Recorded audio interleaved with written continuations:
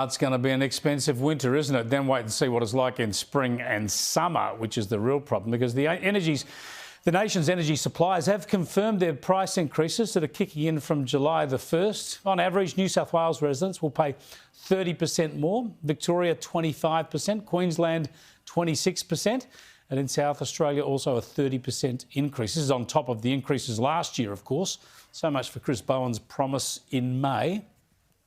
I will not walk away from efforts to reduce power prices by rolling out more renewable energy, because renewable energy is the cheapest form of energy.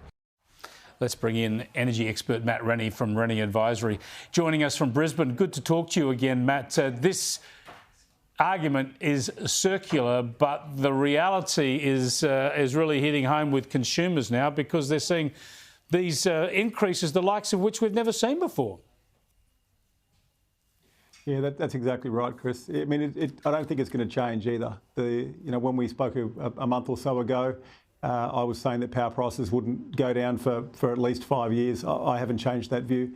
And I think what we've seen in the last week or so has been the larger retailers removing some of the discounting and passing through some of the costs that they've incurred in between contract resets. But there's a much bigger issue going on around the transition, and I don't see prices coming down anytime soon. So this is the point. So you know this stuff, and you're an advocate. You advocate for the transition. You want to make it happen. But we're not being told the truth. I mean, Chris Bowen is talking about 20,000 solar panels a day for 8 years, about a dozen wind turbines a week for 8 years, 10,000 kilometres of transmission lines. I mean, A, is this possible? And B, how on earth can we afford it? Yeah, well, we advocate for a practical realisation towards the transition, I guess, and that's that, it may not be the lowest cost solution. On the generation side, the movement from coal away to firm renewables is going to increase costs. As you quite rightly say, the transmission system needs to be built now around generation sites that aren't all in one place. It's the nature of renewables. And the distribution system needs to handle electrification around electric vehicles and distributed energy. And the removal of gas, which appears to be gaining momentum as well. So, for consumers, it's going to be a time of, I guess, drawing breath and looking at where they can tighten their belts. Do you have any idea in real terms of how much worse the average price for consumers will get? I mean, can we expect to be paying in real terms double what we're paying now, or will it be something less than that? Well, I think it'll be more than double, Chris, but there's something else going on at the same time, of course. Let me stop you for a minute, Matt, sorry.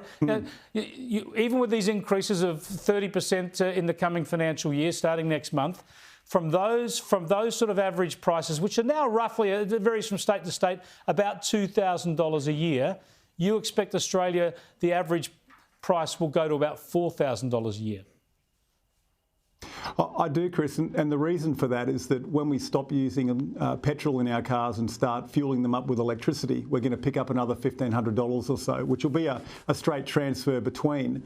But of course, if you want to get off gas at the moment and move to three-phase power, you're up for between $10,000 and $15,000 in order to switch over your supply.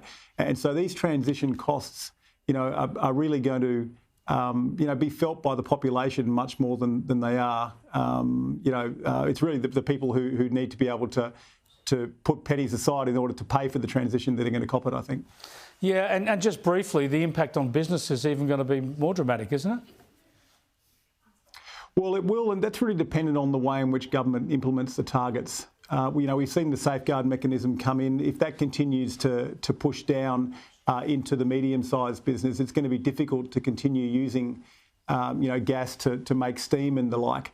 But at the moment, electricity isn't a comparable and cheap way of doing that. So, around that period towards the end of this decade, there's going to be some really tough choices to be made.